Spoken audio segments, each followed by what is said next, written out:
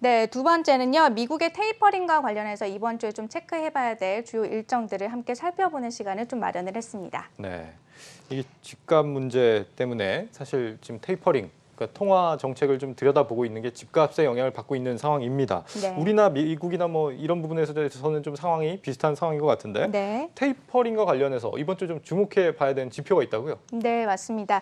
일단 현지 시간으로 4일, 우리 시간으로는 내일이 될 텐데요. 이 7월 기준 ADP 고용 보고서가 발표가 됩니다. 민간 고용 정보 업체 ADP에서 발간하는 보고서인데 저렇게 화면에서 나오는 형태로 나가고 있고요. 이 미국의 정부 부문 고용을 제외한 비농업 부문 그리고 제조업, 건설업 이렇게 등으로 나눠서 고용을 집계를 하고 있습니다. 보통 미국 정부의 이 고용 지표 발표보다 이틀 정도 빨리 발표를 하고 꽤 신뢰도가 높은 자료로 평가를 받고 있는데 이제 또 관심이 있으신 분들은 ADP Employment Report.com에서 이 빨간색 박스 보이시죠? 이렇게 다운로드를 누르시면 자료를 확인해 보실 수가 있습니다. 네. 그리고 이어서 다음 날 우리 시간으로 금요일에는요. 신규 주간 실업수당 청구 건수가 그리고 또 다음 날에는 7월 비농업 부문 신규 고용 실업률 지표가 발표가 될 예정입니다. 다 고용에 관한 지표들이네요. 네. 이 목금토 연이어서 발표가 되는데 지금 뭐 테이퍼링이 일자리 상황하고 굉장히 맞물려서 진행되는 그런 상황인 거죠? 네, 맞습니다. 이 미 연준이요. 특히 여러 지표들 중에서도 고용 상황에 대해서 굉장히 좀 민감하게 반응을 하고 있는데요. 네. 여기에 크리스토퍼 월러 연준 이사도 최근에 한 인터뷰에서 이달과 다음 달 고용이 80만 명대로 증가를 하면 이 테이퍼링 기준을 충족을 하는 것이다 라고 좀 밝히면서 10월부터 테이퍼링 절차에 착수할 수 있다라고 밝히기도 했죠. 참고로 그동안의 좀 고용 지표를 좀 보여주시면요. 이 6월 들어서 신규 고용 규모가 좀 개선된 모습을 볼 수 있습니다. 비농업 부문 고용이 지금 85만 명을 나타내고 있죠. 그런데 왜 이제 고용 지표를 볼 때 비농업 부문을 보는 거예요? 그냥 뭐 전체를 보지 않고.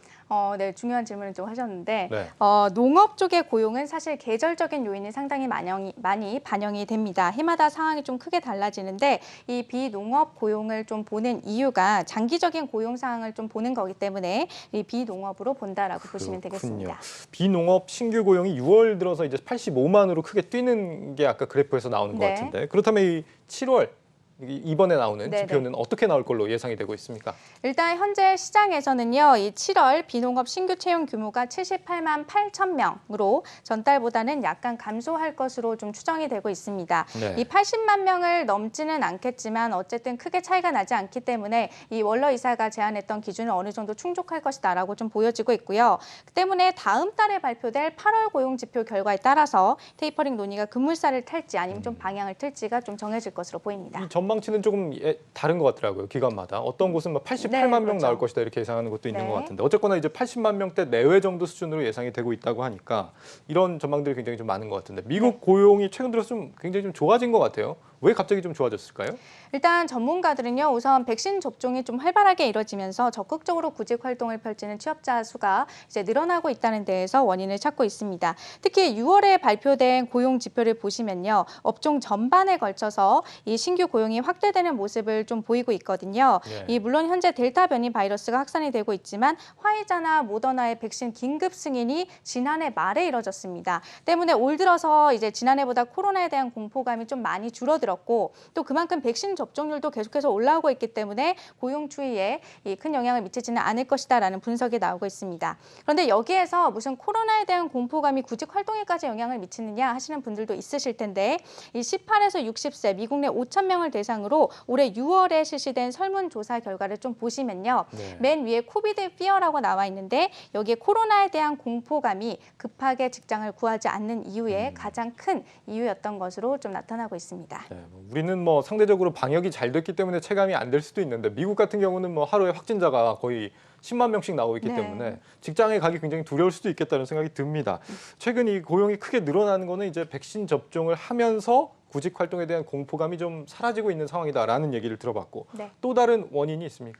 네, 있습니다. 실업수당 혜택의 종류를 좀 들 수가 있는데요. 지난해부터 연방정부는 이 기존 주 정부의 실업수당에다가 매주 300달러, 약 33만 원가량의 수당을 더 얹어주고 있었습니다. 네. 과도한 실업급여 혜택이 고용 회복 속도를 늦춘다라는 지적이 계속해서 나오면서 미주리주를 포함해서 전체 주의 절반가량이 이미 실업급여 지급을 중단한 상황입니다. 당장 손에 들어오는 돈이 줄다 보니까 적극적으로 구직활동을 펼치려는 취업자들이 늘고 있다라는 분석이 나오는데요.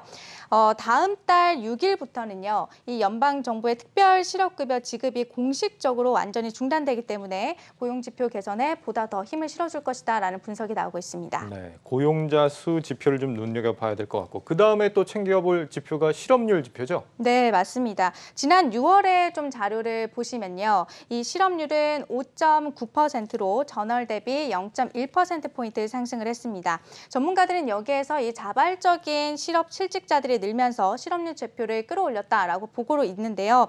역시 앞서 말씀드렸던 이 코로나에 대한 불안감, 또 실업급여 혜택의 지급 이런 것 등으로도 설명이 좀 가능한 부분입니다. 그런데 이런 요소들이 어느 정도 좀 해소가 되면서 이번에 발표될 7월 지표에서는 이 실업률이 5.7%로 개선될 것이다라는 전망이 나오고 있습니다. 네, 보통 미국은 이제 실업률이 5% 아래로 내려가면 완전 고용이다 이렇게 평가를 하고 있습니다. 이게 그렇게 따지면 아직까지 이제 완전 고용 상태는 아닌 건데 미국이 연준이 지금 뭐 테이퍼링의 전제 조건으로 내걸고 있는 게 완전 고용이기 때문에 네. 과연 이게 지표가 완전 고용 상태가 아닌 상황을 연준이 어떻게 바라볼 것인가 이 부분도 좀 지켜봐야 될 포인트인 것 같습니다. 네. 네, 김보미 기자였습니다. 잘 들었습니다.